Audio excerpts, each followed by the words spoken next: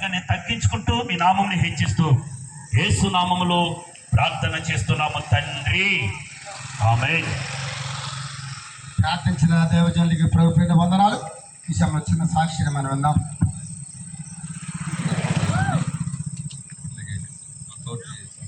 దైవజనులు వందనాలండి అందరికీ. పెద్దలు ఆత్మీయులు యాభై గారికి కూడా వందనాలండి.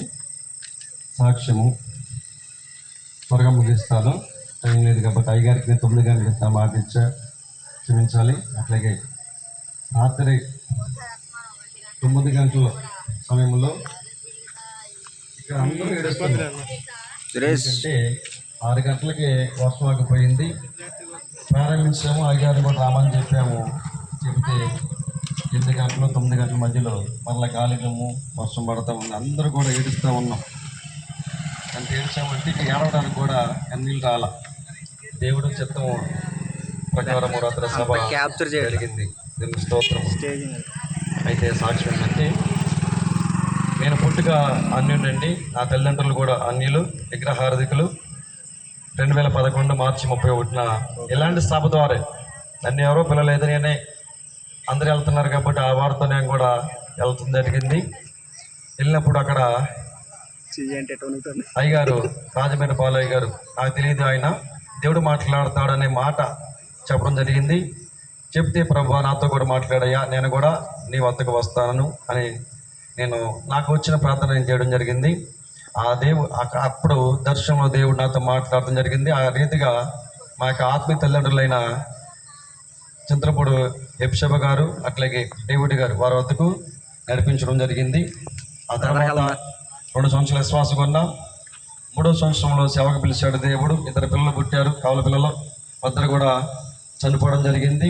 ప్రభు ఎందుకు జరిగిందని అలా ప్రార్థన చేస్తున్నప్పుడు నా సేవ చేయి, నేను మరలా పిల్లాడు వస్తానని దేవుడు చెప్పడం జరిగిందండి.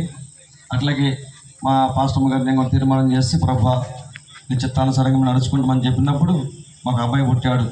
స్తోత్రములు. మీ మధ్యలో ఉన్న జాషువా. అయితే అట్లాగా సేవకి వచ్చి ఇప్పుడు నేను 10 సంవత్సరాలు పూర్తయిందండి. దేవుని స్తోత్రములు. సొంత గ్రామంలో అన్యుల మధ్య, స్నేహితుల మధ్య, అట్లాగే సొంత రక్త సంబంధుల మధ్య నన్ను పాస్టమ్మ గారిని దేవుడు ఎన్నిక చేసుకొని నేను వెళ్ళే చర్చిలో విశ్వాసంగా ఉన్న నన్ను దేవుడు సాకుడిగా అభిషేకించాడు. దేవుని స్తోత్రములు. కాబట్టి మీరందరూ కూడా ఈ యొక్క ప్రయాస ఎందుకంటే ఏదో సంపాదించుకుందామనో కూడబెట్టుకుందామనో ఆలోచన కాదండి.